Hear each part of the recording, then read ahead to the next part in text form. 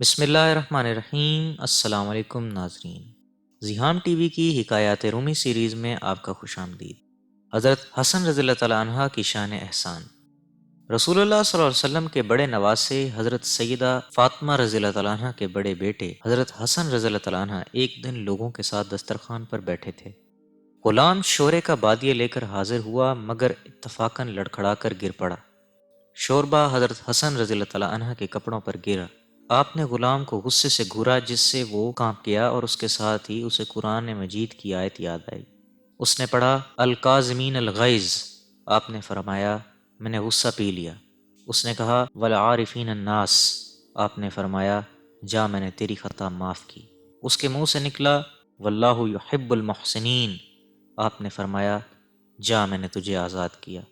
مثنوی کی اس حکایت میں یہ نصیحت کی گئی ہے کہ جو لوگ خطا کاروں کی خطا معاف کرتے ہیں اللہ ان کے گناہ معاف کر دیتا ہے۔ لڑکا اور آگ۔ حضرت عیسیٰ علیہ السلام کے بعد ایک مشرک بادشاہ نے لوگوں کو جبراً بت پرست بنانے کی ٹھان لی۔ اس نے میدان میں بڑی تیز آگ جلائی، پاس ایک بت کھڑا کیا اور حکم دیا کہ جو شخص آ کر بت کو سجدہ نہ کرے اسے آگ میں جھونک دو۔ بت کو سجدہ نہ کرنا اس وقت بڑے دل گردے کا کام تھا۔ کئی لوگوں نے زندہ جلنے کے خوف سے بت کو سجدہ کیا۔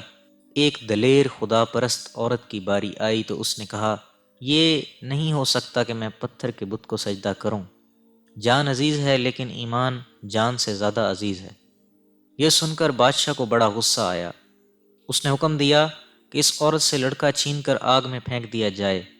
غضبناک بادشاہ کا حکم سن کر عورت کے استقلال میں کچھ فرق آنے لگا۔ لڑکے نے بھڑکتے آتش کدہ سے آواز دی ماں اپنا ایمان برباد نہ کرنا، اگر تو آ کر دیکھے تو تجھے آگ گلزار نظر آئے گی۔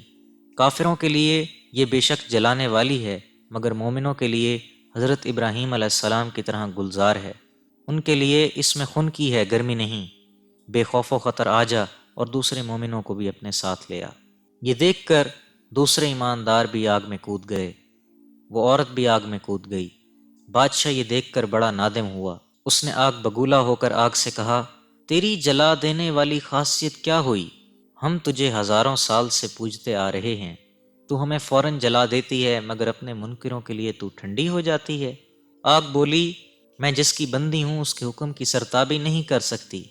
کیا تو نے نہیں دیکھا کہ جاٹ کی کتیا جنگل میں کیسے کٹکھنی ہوتی ہے مگر جب مالک کے پاس ہو تو وہ بجائے کاٹنے کے اس کے مہمان کے قدموں میں لوٹنے لگتی ہے۔ میں بندگی میں کیا کتیا سے بھی گئی گزری ہوں کہ مالک اور خالق کے عزیز بندوں کو جلا ڈالوں؟ میں تجھے بے جان نظر آتی ہوں، یہ تیری نظر کا قصور ہے، میں اپنے مولا کے زیر فرمان ہوں۔ آگ، ہوا، پانی اور خاک بھی اللہ تعالیٰ کے تابع فرمان ہے۔ آگ کو اس نے حضرت ابراہیم علیہ السلام پر گلزار کر دیا۔ ہوا نے قوم عاد کو ہلاک کر دیا مگر حضرت ہود علیہ السلام کے پیروکاروں کو محفوظ رکھا۔ پانی نے فرعون اور فرعونیوں کو غرق کر دیا مگر حضرت موسیٰ علیہ السلام اور ان کی قوم کو پار اتار دیا۔ خاک نے قارون کے خزانوں کو نگل لیا مگر ان کے تابع داروں کو محفوظ رکھا۔ اللہ تعالیٰ کی یہ کرشمے دیکھ کر بھی کافر بادشاہ ایمان نہ لایا بلکہ برابر اپنی ضد پر اڑا رہا۔ جن امیروں وزیروں نے اسے توبہ کرنے کو کہا انہیں بھی اس نے قید کر دیا۔ فوراً غیب سے ایک آواز آئی ظالم سنبھل جا، ہمارا قہر آتا ہے۔